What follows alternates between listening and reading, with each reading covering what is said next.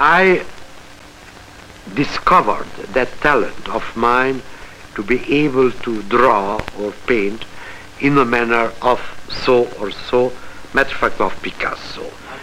Well, a woman, an English woman, a titled English woman, walked in one day to my room and she saw on the wall, pinned on the wall, a drawing. I say, hey, where you got that Picasso? I say, well, do you think it's a Picasso?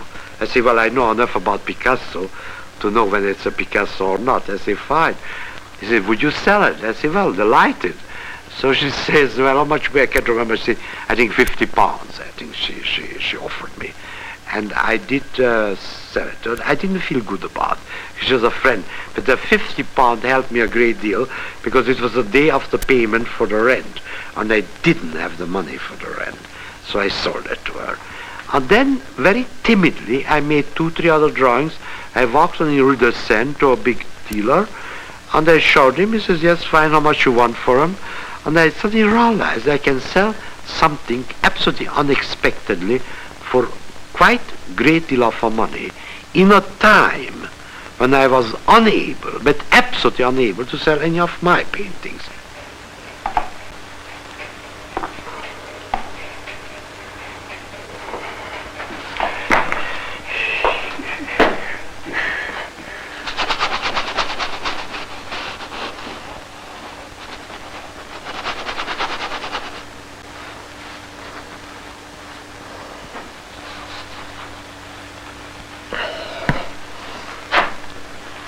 I know one thing, I never offered a painting or a drawing to a museum who didn't buy it.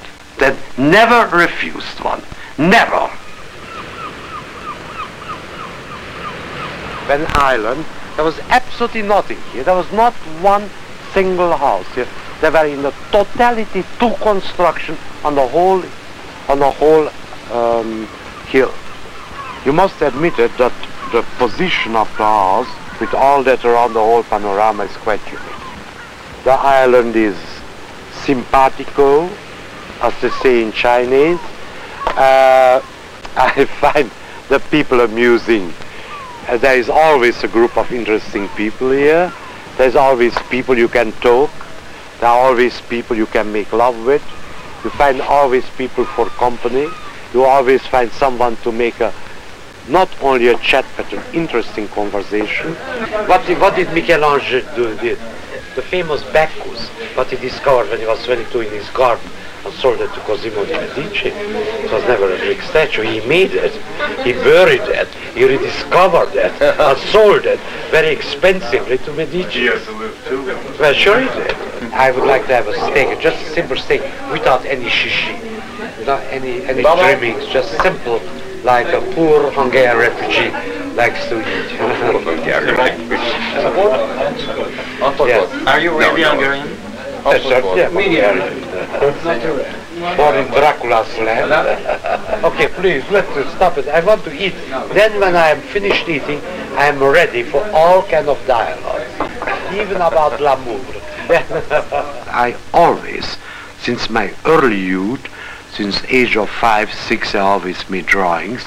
And of course it's very difficult to recollect, but I do remember that I was sort of a grown-up boy, age of 10, 12, and I visited my grandparents, and I found a number of drawings framed in my grandmother's house, hanging on the wall. It came as a great surprise, and she said I was about age of 5, 6, 7 when I made those drawings. So obviously there were drawings who she found nice enough to hang them, not only because it was made by me, but because she was a very civilized and very intelligent woman with a very large collection of paintings and antiques, so she didn't know exactly what was good or bad. You know, when you see anybody with that cesta, or whatever you call it, you know he lives in Ibiza or is in Ibizenko, because the ones you carry in your hand, no. But even if you go on in Chelsea on King's Road, or you go around on somewhere around Piccadilly, or you go on Fifth Avenue, that is a sure sign that the person lives in Ibiza. my friend Cliff Irving, he always wears it, even in New York, London, Paris, wherever he goes. If he goes out in a very elegant place, if he wears a coat with a mink collar, he still has his cesta on his shoulder. It's true. I do too. Wherever I go. If I go to Madrid, if I go to Barcelona, if I travel, I have it always with me. And it's terribly convenient beside everything else. Okay. And then I proceeded to France, to Paris, where I studied under Fernand Léger at the Académie Grand Chaumière. And then I was painting in France, and I had a number of paintings going in smaller or larger collections. The war broke out. I stupidly enough went back to Budapest when already other people sort of tried to get over the Atlantic. I returned to Budapest. Yeah, I think we should lock it with all this equipment here. My keys? Yeah, I have my keys. All right, so we go. All right, Mark, let's go. Arriving to Paris, after the war, I tried to work. I did paint. I did try to establish myself with a hope of even of not big success, but enough to make a living, if not an elegant living, but a living, something enough to have to eat, and once in a while I can buy myself a suit, or I can go to a good restaurant, or so forth. But I wasn't able. So, for the first time I saw with that easiness a drawing what took me exactly 5 minutes to make, and it assured my living for the next month or 2 months, I would like to see that poor Hungarian refugee who would have resisted of that temptation.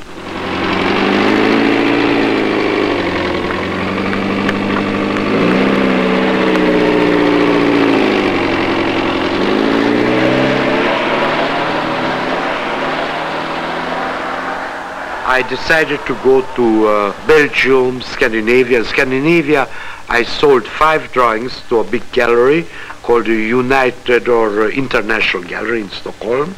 The money I got somewhere around between $5,000 and $10,000 just for drawings. I took a one-way ticket to South America. I settled in Rio on my own paintings. I didn't want to paint anything but my own paintings. Somehow I got tired of Rio. I went to United States, and I stayed and ultimately 12 years in the United States.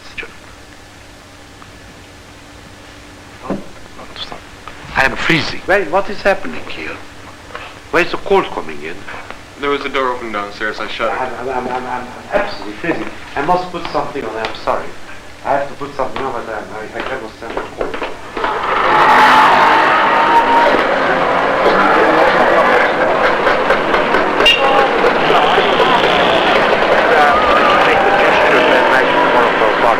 So tomorrow the party is a big party, so don't miss it tomorrow at 8 o'clock. 8 o'clock. Thank you very much, Elmyr. Ibiza is not a place of snobbish society. That's not London, it's not Paris, it's not Omaha. It is Ibiza, and that's the charm of Ibiza, and that's what makes Ibiza why we like to live here. Well, I invite you both for a big party tomorrow. Oh, thank you. At 8 o'clock, the big party. That is Montesol. It is the place where people come by between 10 and 12.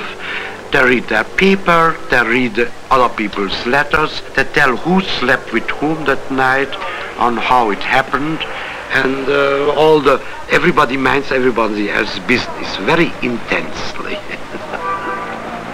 I remember some years ago, somebody made a very nasty remark about my private life.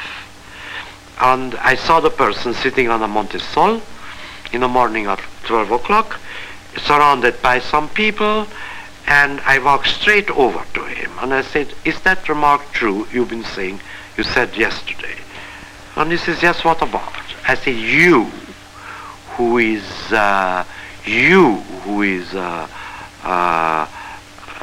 sleeps with everyone you can get hold of, you who cheat your wife, who doesn't send money for your children, you who run away, who screws around, you who make the orgies in your house, you are the last one to criticize someone. Would you like to come tomorrow? I'm having a cocktail party with all the people. If you feel like to come, do come. Bring Maria or anybody who wants to come. Right? As a paramedic. I would like to go back to California. It's one place I would like to go back. New York and all the rest, Chicago, Kansas City, Omaha, they can all have it. But California is something else. California has a charm, something that suits me perfectly. And if I would ever decide to live somewhere else, there are only two places, Rio de Janeiro or California. Anywhere between San Francisco and San Diego. I take it. Did you sell a lot of work in California? Not a lot. Here and there, I sort of struggled along, let's put it that way. I struggled. I had my ups. I lived very simply. I lived on my own paintings. I sold them for $10, $15, my own canvases.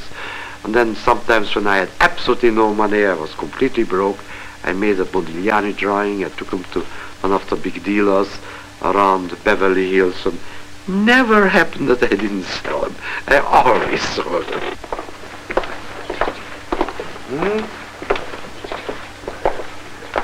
Look, look how charming it is. Mark, come and see that. Look how nice it is. Isn't that charming? Yeah? You don't see this back in Omaha? No, not in Omaha. No. That's one thing you don't. Well, I would like to make, first of all, a point. I don't copy painters.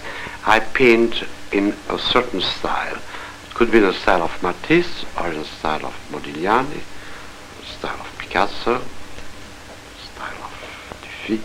I don't copy. I never copied one. About Matisse, of course, even a painting like this one, he made a whole series of the same. You know, he made 10 of each one of in different version. Well, mine is one version, but it's not a copy of any of them who exist. Matisse drawings line were never that sure as mine. He was hesitant when he made a drawing, you know.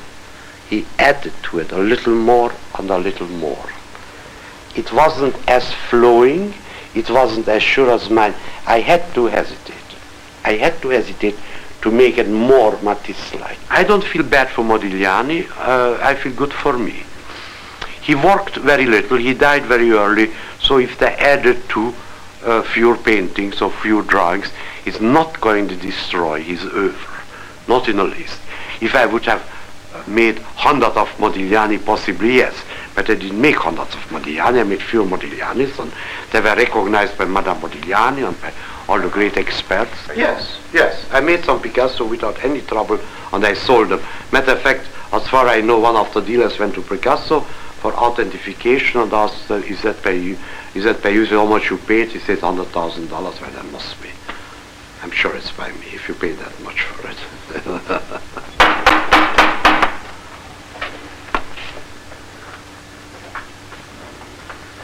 Let's hope he's home, yeah? This is his car, isn't it? Yeah. David, I come to invite you for a big party for tomorrow. Nice of you. Good morning. How are you? Good morning. I have a terrible cold. Yeah, but don't worry about it.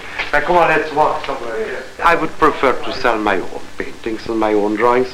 I don't think so I ever felt great about, you know, to fool people.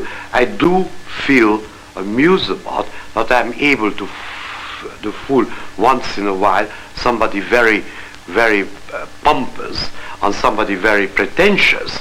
That I like, that idea.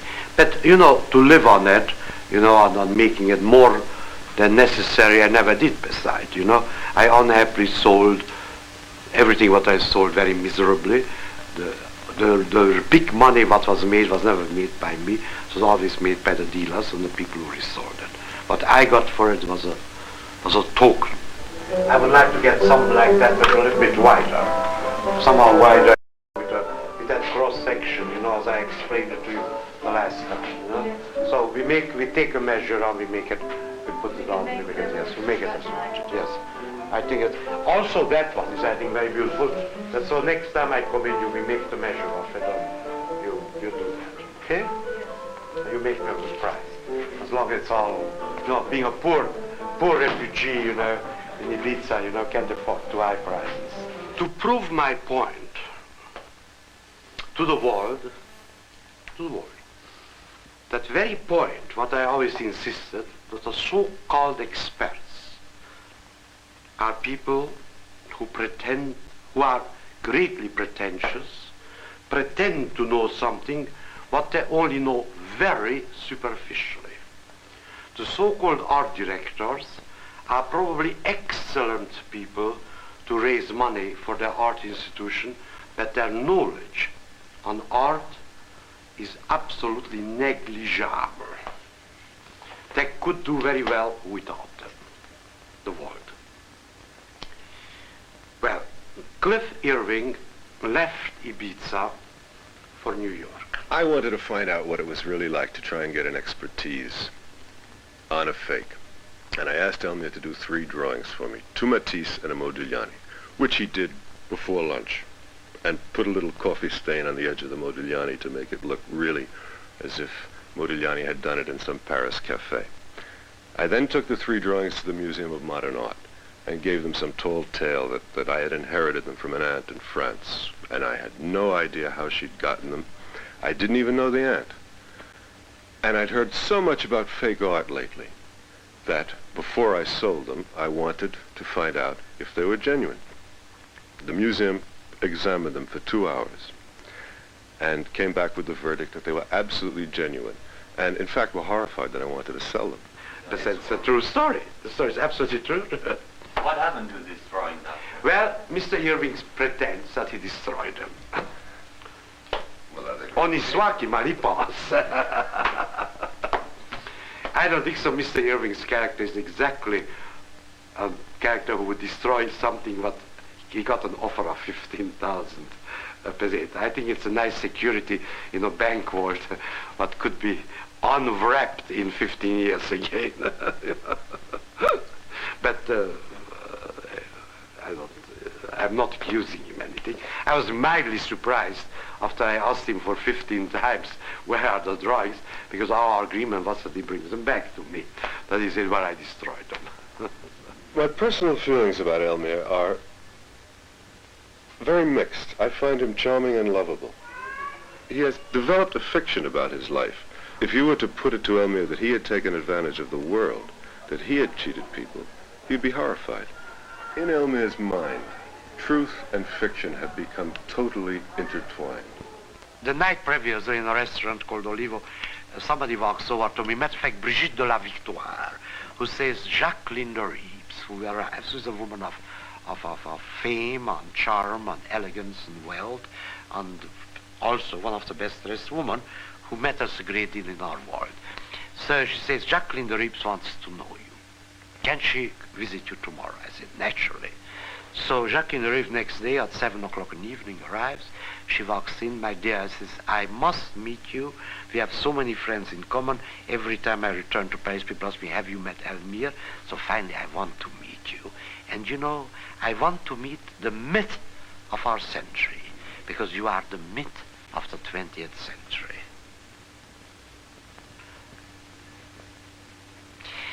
Says, I have only time for a half an hour, because I must be back. My daughter is waiting in San Antonio. That was 7 o'clock. At 11, she was telephoning to her daughter, I'm sorry, I'm still here. Because Elmyr is much more fascinating than I have expected. Yes, I had just here as a guest a very dear old friend of mine, Ursula Andress. And I tried to talk her into it to stay here, because I think we two together would have the most perfect Beauty and the Beast. The same moment I arrived, Salvatore Dali arrived in a taxi and taking out paintings of the paintings of the paintings. And I said, what are you doing here with all these paintings? Well, there's a cocktail party. I said, but what is the painting doing? Well, on a cocktail party to Margaret, they always take paintings because there's always a chance to sell something. I took Jacqueline de Rips down to my studio, looking around the paintings. Elmyr, I must tell you that one day, Salvador Dali said to me, Jacqueline, I want to paint you all life-size, nude, covered with all your diamonds, and in front a big male gold penis. And Jacqueline says, I asked Salvatore, and how much you want for all that? Besides the gold penis, $25,000 and few little diamonds. So I said, Jacqueline, I paint you for less. And no gold penis and no diamonds. When you tell naughty stories about other people, you have so much more spirit in when you are reluctantly talk about yourself.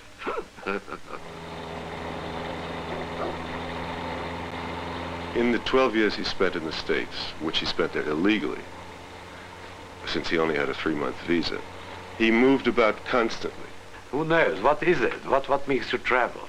You want to change the landscape, you want to meet new people, you want to meet new faces, you think you meet somebody more attractive in the next town as you met there. You never know. Why? Why people travel? Do you know? Because the FBI and the police in 4 different states were on his tail. And he had to be one jump ahead of them. He had to whip off to Mexico and then up to Canada and then back to New York. And then when he heard that the police were knocking on his door in Miami Beach, he had to scuttle out of town on a Greyhound bus to Texas. That's why he was on the move, and that's why he was never caught. I have an offer to make.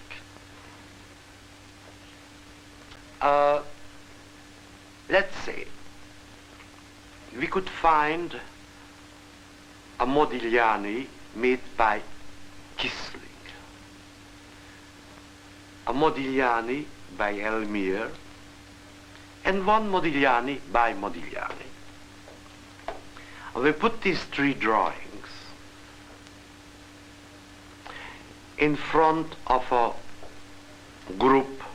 Let's say one is a director or curator of drawings of the Metropolitan, one is a soi-disant expert, and one is a great art dealer. It could be anyone, from Knödler till Pearls, or any of the great ones who consider themselves great and experts. And if any of them recognize which one is which, I am ready to make a great gift to the Metropolitan Museum of Art in New York, and I can hang it next to some other Modiglianis who are possibly also by me. When Elmyr went into an art gallery and was willing to sell a Modigliani whose market value was, say, $20,000 for $5,000, even if the dealer suspected that there might be something wrong with the painting, he was willing, for that price, to turn a blind eye to his suspicions. I don't say that happened every time, but I think it accounts for the extraordinary amount of paintings that Elmyr was able to sell when he was selling on his own in the States.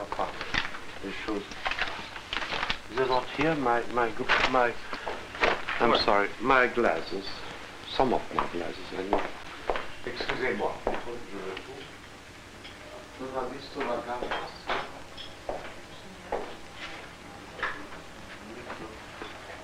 J'en ai 2 paires, alors une il faudra trouver.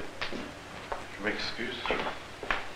It's always the same story. I never, now, with all this coming and going, I really don't find anything anymore. All the world loves to see the experts and the establishment made a fool of. And everyone likes to feel that those who set themselves up as experts are really just as gullible as anybody else. And so Elmyr, as the great faker of the 20th century, becomes a modern folk hero for the rest of us. The extraordinary thing is that with all the half-truths and lies built up around his life, to my knowledge, he has never made a mistake when identifying a painting. When he looks at a painting, a Matisse, a Chagall, a Modigliani, and says, "That's mine, I did it," he is always right. if anything, he errs on the side of caution. And you're coming to the party also, yes? Yes, tomorrow night, yes. How about you? If you like to come, yes. Great time, just so high. I came to Ibiza in 1959 after I found certain aspects of my life in America becoming too difficult. I wandered around Europe for a time and eventually came here. I liked life here. I liked the island. I liked the atmosphere. I liked the people. And so I decided that is the place where I want to settle. So I settled here. I lived the first years very quietly, comfortably, and there was never any disturbance, no problems. Then suddenly, one day, one very special day, everything exploded around me. I found myself destitute, without any money, and all my personal troubles really started. The authorities wanted to expel me from Spain, and they did expel me, but the case went to the Supreme Court. They decided to change the verdict, but they interned me for 2 months. Well, she's Chicky. She's a great friend of mine. She's a great friend of mine who lives here for many years, but she's really from Bilbao. She was very sweet and kind to me. When I was in prison, she came to see me every day, practically. She brought me radios and the bed in to sleep on, so I shouldn't sleep on the floor and so on. Well, and what not for you, darling? Well, thank you. All I'm right. so glad. I was denounced holding orgies and peddling drugs. Peddling drugs? Which you never did. That's absurd. Mark, come here. I want to show you. These are the drawings I made during the time I was in prison. Now that is the prison court who used to be in Middle Age a monastery, transferred in prison. These are prisoners. They were mostly young people, English and French, mostly some Dutch, who were mostly in prison on a matter of drug and marijuana, heroin, so on and so forth.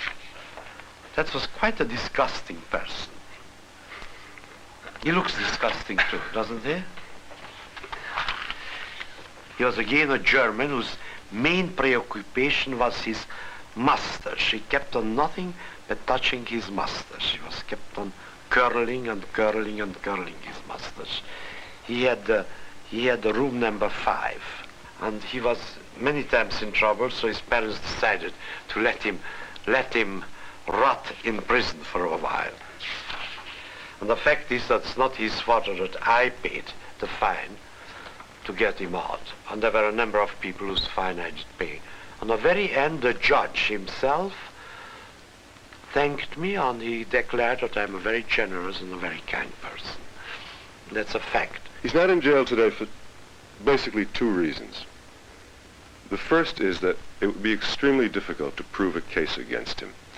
The French police have explained to me that in order to jail him in France, they would have to have 2 witnesses who saw him doing the paintings, who saw him signing the paintings as Vlaminck's or Derain's or Picasso's. And then they would have to prove that when he gave the paintings to a salesman, he knew that they were in fact going to sell them as genuine Matisses and Modiglianis. The other reason he's not in jail is because a court case with Elmyr on the stand would bring such publicity upon the art world that anyone who was involved in it, any art dealer who took the stand, would automatically become suspect and would lose, I would say, a good percentage of his clients. Well, you like that, do you? Oh, it's beautiful. You like it, yes. That's my period of Harlequin. Did you see Elmyr's Harlequin, yes. Harlequin? It's Come and see it beautiful. here. It's really François, beautiful. come and see it here. You see the rose of the hat, you know, it looks really velvety rose. It's just something unusual about it. Elmyr, do you have others of yours lately? Yes, it's full here of my things. Show them. All full. Oh, it's lovely. Yes, there are too many girls. They have to put up with how many? 1 with 2, 3, 4, 5, 2 boys and 5 girls. It's a hard profession. I do want to work. I want to paint. I want to paint my own paintings. I want to live on my own paintings, because even if the book on all these things does bring a certain amount of money in, but I don't want to rely on that. I want to rely uniquely and exclusively of my work. And I think my work is good enough and it's serious enough to give pleasure and joy to the people who will acquire them. Now that it's out in the open, that the world knows who Elmyr is and what he's done, and now that Elmyr accepts it and says with a certain amount of pride to the world, yes, it's me, I am the great art forger of the 20th century. Now I think he can recapture that personal vision and that personal honesty that he once had, and can become a fine painter in his own right. Elmyr is going to stay in Spain. For one thing, he can't leave Spain. And I think he'll be happy if he continues to paint and if he has some success at it. And if he avoids the fate that he's always feared, which is that of a lonely old person who has failed. He needs the love and adoration of his friends more than cash. Voilà, Brigitte la victoire. Bonsoir, bonsoir, bonsoir. Entrez, bonjour, cher ami. Bonjour, cher ami. Entrez, prenez des drinks. Vous êtes très belle. Voyez illustre ce soir. Bonjour, bonjour, madame. Bonjour, bonjour, Michel. Vous voulez un verre? Vous voulez jouer au bar? Nice to see you. Great. Hello, David. Good evening. Hello, David. Good to see you. Ciao, ciao. Nice to see you. Go to the bar and get a drink. Oh, qu'elle est belle. Comme elle est belle. Les fleurs, elle est venue m'apporter les fleurs cet I après-midi. must tell you something. I went to the airport today, picked up a copy of the London Daily Express, and there was an article, Exposed, a man who holds the art world to ransom. Sitting in the sunny studio of a Fantastic. £60,000 villa on the Mediterranean island of Ibiza, it took Elmyr Boutin, the world's greatest art forger, just 1 hour to draw an original Modigliani. And then it goes on to tell the story of how I About took the the museum. Modigliani to the Metropolitan Museum of Art. There's a big article. Holds the art world to ransom. Hello, Bible. Good to see you. You saw the article in the Daily Express? Immense article. Look at it, look at it. Expose the man who holds the art world at ransom. Anybody want to eat? J'ai l'air intégralement dit. Ursula. J'ouvre la bouche. Oui. Ah oui, ça a l'air absolument. Well, happily there's only one. Somebody in Germany said, like him didn't exist in our century and probably in no century. Mallorca, Chopin, Ibiza, Elmyr. Certainly Elmyr is profound embarrassment to them all. Elmyr is a profound embarrassment to them all. Il est un embarrassement profond à tout le monde de l'art. À tout le monde de l'art.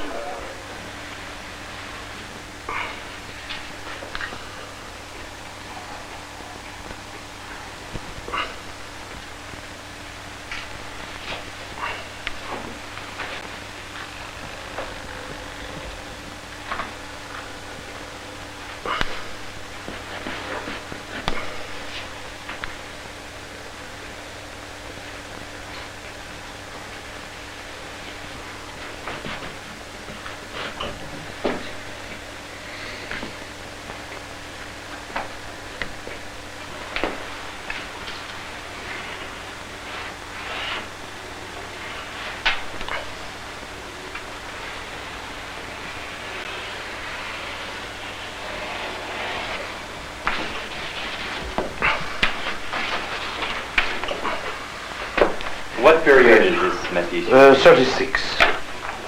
36. And what is the price of that today? The Matisse? Probably around $8,000 to $10,000. Well, now there's something else again what I'm doing here. That is Picasso.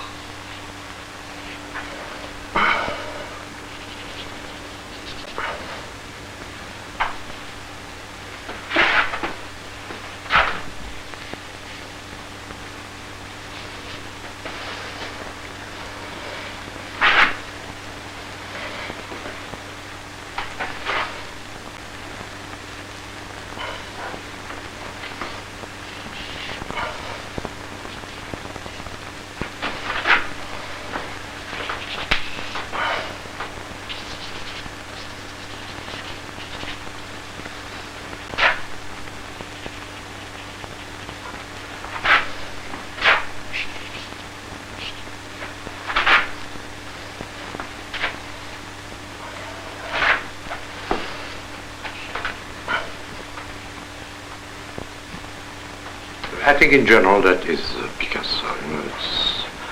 It's half of his period of Toros. He made a long series of Toros, and that's half the picadors. People very brutal looking, very tough, hard, and brutal. So he always painted, made again and again and again, hundreds of magazines. Picasso would get for something like that of $15,000-$20,000. I would sell it for less. Would you like to have another drawing by Picasso?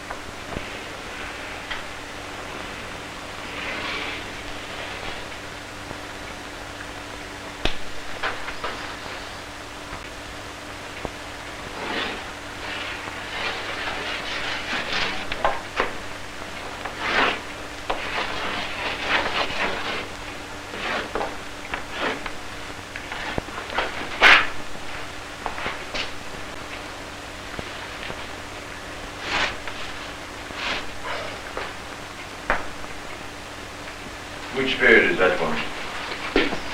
I think 36, 34. He made a series of that, one of his maîtresses. I'm going to paint. I'm going to make a painting by Matisse. But you have to give me a little time, yeah?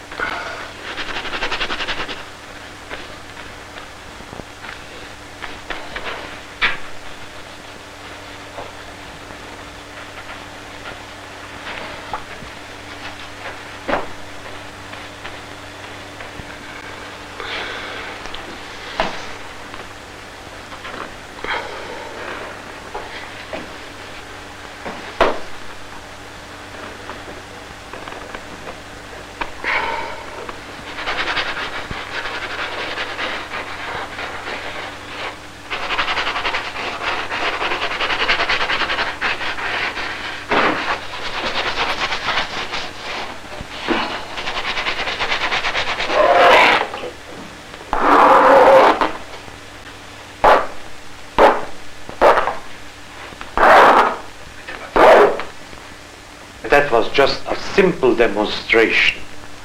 And he doesn't want to be a Matisse. He just wants to demonstrate how in short minutes close I can get to Matisse. I feel that we should burn it. We burn everything, but myself.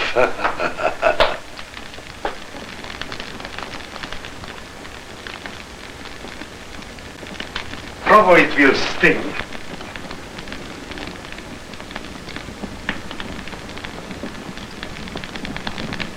Great, look there. Isn't it superb? Wonderful. Goodbye, Matisse. Beautiful.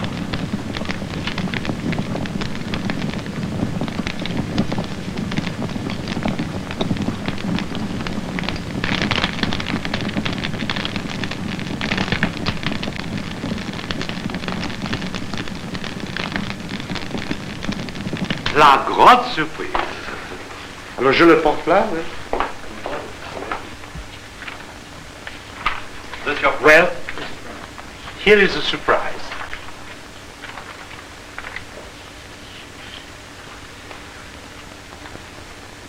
Here is a caryatide in the manner of a famous Italian painter who died in early age around 1920.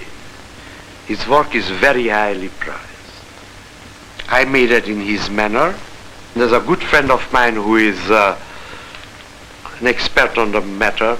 He said the drawing today on a sale would bring somewhere around $15,000. It's a good drawing. Should he burn it?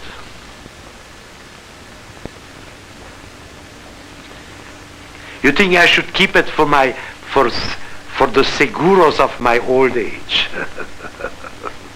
All right, I will. So I put it back in.